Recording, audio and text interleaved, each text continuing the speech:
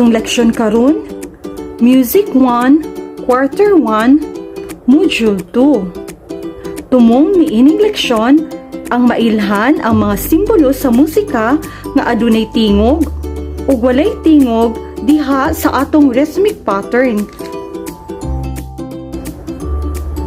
Kumusta mga bata? Nakahinumdum pa ba kamo sa atong niaging leksyon? Maayo kung ikaw nakahinumdum pa. Unsa galing kunutoy tawag ni ini nga simbolo sa musika? Sakto! Mao kini si quarter note ug kini si quarter rest. Unsa may kalainan ni quarter note ug ni quarter rest? Correct! Si quarter note ang simbolo sa musika nga modawat sa isa ka kumpas o isa ka pakpak na adunay tingog. Ug mao kini si quarter rest. Unsa ganing kuno to si quarter rest? Sakto! Si quarter rest modawat sa kumpas nga walay tingog.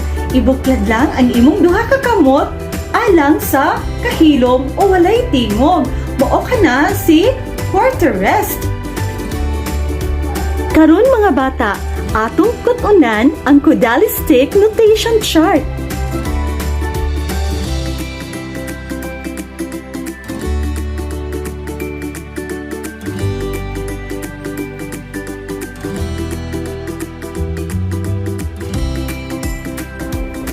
Karon mga bata, akong ipakita kaninyo ang stick notation. Kung makakita kamo ni ini nga syllable o simbolo sa musika, buot pasabot, mao kini si quarter note. Sa ato nang nasayran si quarter note, budawat sa isa ka kumpas o usa ka pakpak nga adunay tingog.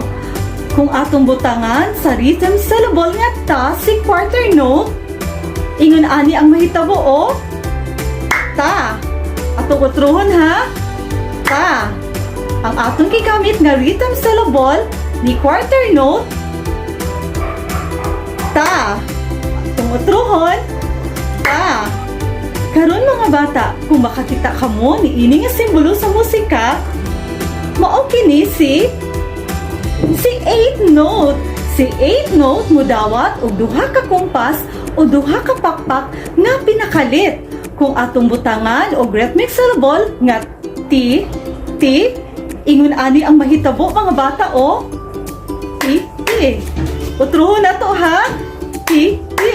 Duha ka kumpas nga pinakalit o paspas. Ti.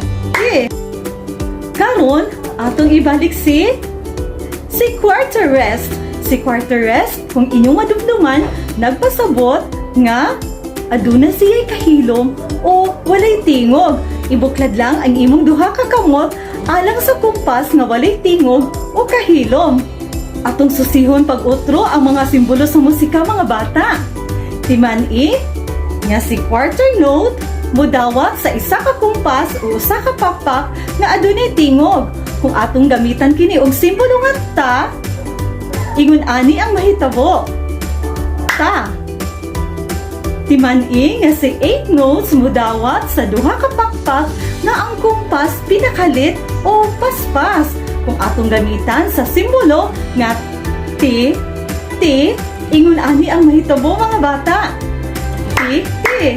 Atong utrohon ha? Ti. Duha ka kumpas o pakpak nga paspas. Mao kana si sakto, mao kana si 8th note. Karong higayon ng mga bata, atong tun-an ang stick notation. Kini makita sa ibabaw. Atong sulayan ha? Quarter note, quarter note, quarter note, quarter rest. Nagpasabot na isa ka kumpas, isa ka kumpas, isa ka kumpas, o adunay kahilom o walay tingog.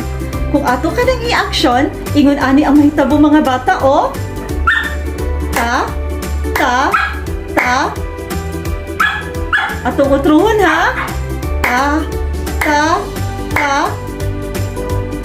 Sige, magkat-on pa kita mga bata.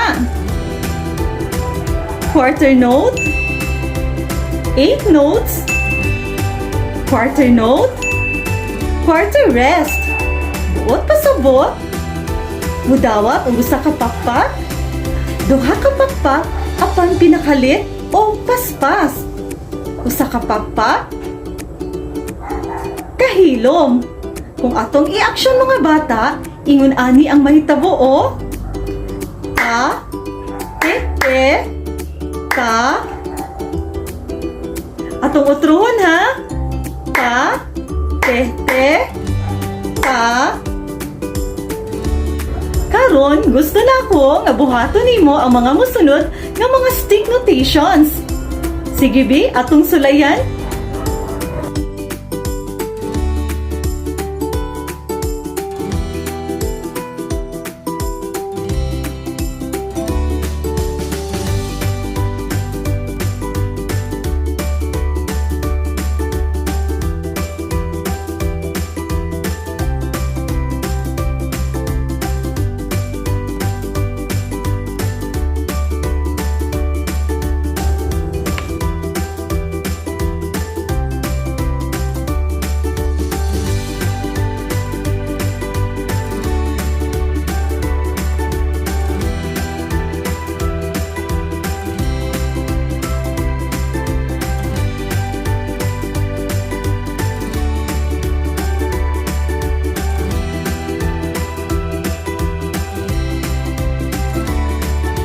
Atong hinumduman mga bata nga ang quarter note adunay usa ka kumpas o girepresentahan sa tingog nga ta. Ang duha ka eighth notes adunay duha ka pinakalit nga kumpas o girepresentahan sa tingog nga ti. Ang quarter rest adunay usa ka kumpas o nagpasabot nga wala kinitingog o kahilom. Nasayod ako nga daghan mong datun-an karong adlaw. Sa makausap pa, ako si Teacher Lynn nga nag-ingon. Ang bata nga maningkamot, taas og makabot. Daghang salamat sa inyong pagpaminaw o sa inyong partisipasyon. Hantod sa sunod kita. Bye!